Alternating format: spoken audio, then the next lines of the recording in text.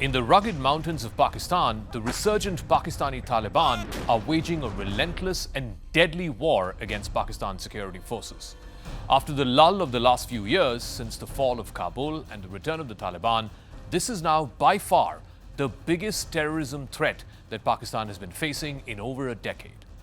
Pakistan has responded to the Taliban insurgency, which was nearly defunct just 4 years ago when the Taliban took over Afghanistan. Pakistan has been responding with drone strikes and targeted military operations, the latest being the aerial strike right in the heart of Kabul last week, targeting the head of the Tehreek-e-Taliban Pakistan, Nur Wali Masood. While Masood himself managed to escape, but his son and 30 others were killed. In the process, the Pakistani military also lost more than 50 armed personnel. This war of attrition has also displaced tens of thousands of ordinary people. It's also stoked anger among local communities. Pakistan's shaky grip on its mountainous western regions along the border with Afghanistan, it's called the Khyber Pakhtunkhwa, is compounded by the presence of Islamic State fighters. In fact, the IS fighters have joined hands with Baloch and Talib fighters to attack Pakistani symbols of the state.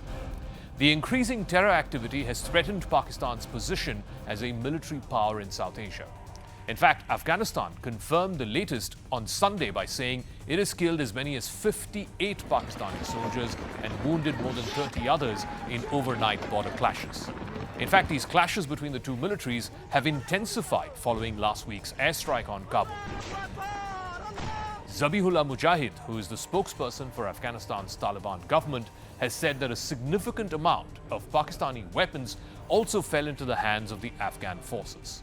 Pakistan has not yet commented on the Taliban government's claim. In fact, Pakistan disputes the number of soldiers killed at 58, saying it's far less, probably in the 20s. د تیرې شپې عملیات افغانستان اسلامي امارت لخوا نه پیل شول، هغه انتقامي عملیاتو چې د دوی د نقض د حریم ځواب وویل شو چې زموږ حریم دوی نقض کړی او دا بریدونه په ټول امتداد د کرښې کې اجرا شول.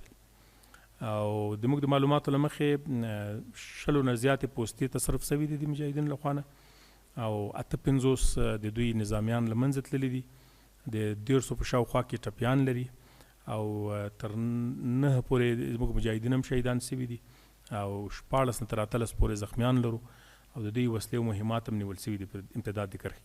وروسته په نیمه شپو کې بیا د قطر هیواد او د سعودي عربستان د هیواد د غوښتنو په اساس باندې اسلامي امارت جګړه ودروله، خو زموږ معلومات دا دي چې نن سهار هم د پاکستاني اړخ نه بیا د فایرونه شوي دي په پوستو باندې او جګړې ته ځینو ځایو کې لمن وهل شوی دی. Pakistan's all-powerful army chief, Field Marshal Syed Asim Munir, met with US President Donald Trump at the White House last month. In fact, this was their second meeting in just over 3 months. The Pakistani leadership seems to have clawed its way back into the good books of Trump with a promise of rare earth minerals as well as buying Trump bitcoins. That's when the Taliban is presenting Pakistan with its fiercest security challenge in years. Since the Taliban took power in Afghanistan in 2021, the Pakistani Taliban, known as the Tehreek-e-Taliban Pakistan or the TTP, have grown into a powerful and well-structured terror group. The leadership has received financial support from the Taliban-run government in Afghanistan. Its fighters have trained and moved freely across the border. The Taliban in Afghanistan deny backing the TTP, but the Pakistan Taliban have been able to assert themselves and the balance of power is starting to lean against the Pakistan state machinery and its security forces. As TTP operations have grown more sophisticated and more deadly, the group has more often than not targeted Pakistan's police and soldiers instead of targeting civilians. And that is much to the chagrin of Pakistani officials. इसमें किसी को कोई शक नहीं होना चाहिए, अगर किसी गांव से या किसी पनाहगाह से 4 या 5 या 10 या 15 आदमी निकल के हमारे किसी फौजी काफले के ऊपर जो है हमला करते हैं, उसका जवाब जो है हो सकता है सबको सब साथ कोलैटरल डैमेज भी हो, उसको सबको सब भुगतना पड़ेगा. जहां पे उनकी पनाहगाहें होंगी उनको भी भुगतना पड़ेगा और जो लोग उनको पनाहगाह देते हैं उनको भी भुगतना पड़ेगा. Enough is enough.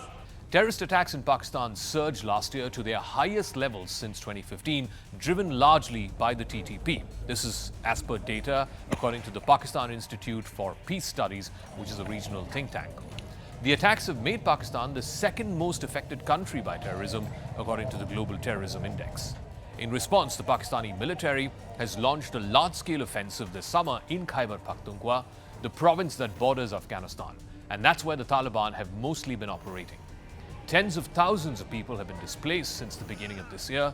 The military operation has been contained to a few districts in Khyber Pakhtunkhwa, but local leaders and security experts fear it's going to spread throughout the region, much like what happened back in the early 2010s. Now, at that time, there were regular terror attacks by the Taliban directed at American troops who were stationed there.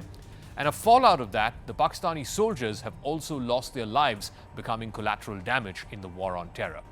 But all of that changed after the killing of Osama bin Laden in 2012, the leader of Al-Qaeda, who was discovered in a safe house in Abbottabad, just 60-odd kilometers from the capital, Islamabad. The TTP, the Tehreek-e-Taliban Pakistan, was created in 2007 as a reaction to Pakistan's support of the American invasion of Afghanistan. An alliance of terrorist groups, it implemented the Sharia law in what were then the tribal areas, also subject to colonial-era regulations, and launched attacks systematically on Pakistani security forces as well as foreign troops.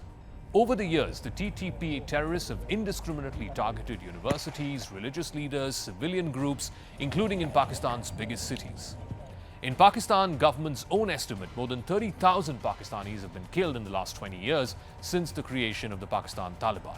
And that number is only likely to go up in the coming months because of renewed hostilities on the 2,000-kilometer Durand line, the border that separates Afghanistan and Pakistan.